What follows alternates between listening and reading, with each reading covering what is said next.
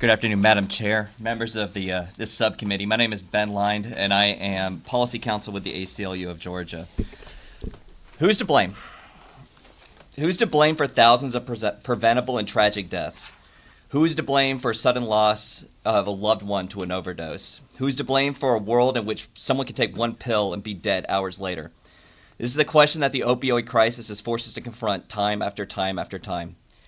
While I really admire the passion of the sponsor of this bill and the impetus behind it to control what is rampant, what's drug overdose deaths in the state, the ACLU of Georgia is here today to say that the answer from a bill like House Bill 932 is to place an extraordinary amount of blame to be placed on the shoulders of people who share drugs with their friends and family.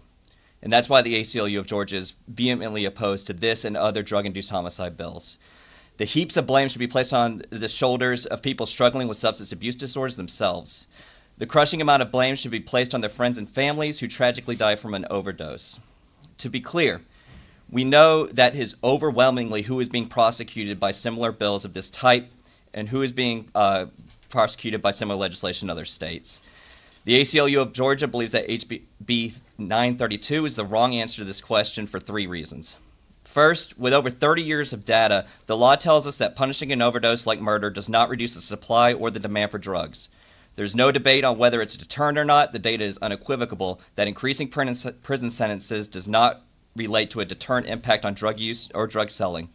That was comments that were echoed by the Georgia Council on Criminal Justice Reform.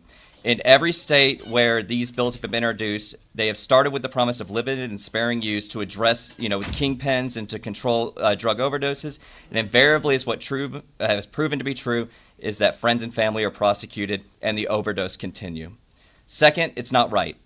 No matter how much the depth of our pain and anger, and as a former prosecutor and defense attorney, I feel it. But I feel that the conversation goes back to, again, that counsel I just mentioned, that they criticized filling Georgia's prison with drug offenders and the mandatory minimum sentences that sent them there. It's not right to threaten people who are grieving the loss of a friend or family member with a mandatory life sentence, because that's what this bill requires. It is not right to double down on policies that will once again have communities of color shoulder disproportionate burden of that punishment. I want to be clear that in states that have been surveyed, New Jersey is a great example. 25 of 32 drug-induced homicide prosecutions that we've been able to identify were against friends and family members. 25 of 32, none of whom had a history of selling drugs previously. Third, it's counterproductive. If the intent of this legislature is to reduce the number of overdose deaths in this state, then this committee should reject this legislation.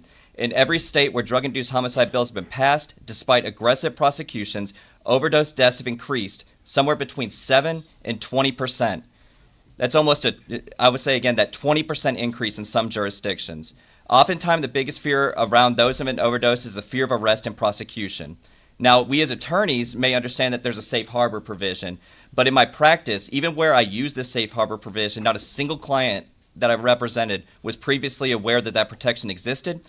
And even if the people did understand that that protection exists, would they be willing to bet their life that that shield would work as intended? There's no justice in shoveling punishment on top of struggling people who are already half buried. Bills like this move us further away from real justice and real solutions. Treating overdoses like murder won't address the opioid crisis and punish people and communities who do not deserve it. I feel, unfortunately, that this is just the wrong path, and we're asking this committee to reject this bill. Thank you, and I'll yield for any questions. All right, thank you. I don't see any questions. Thank you very much to the committee.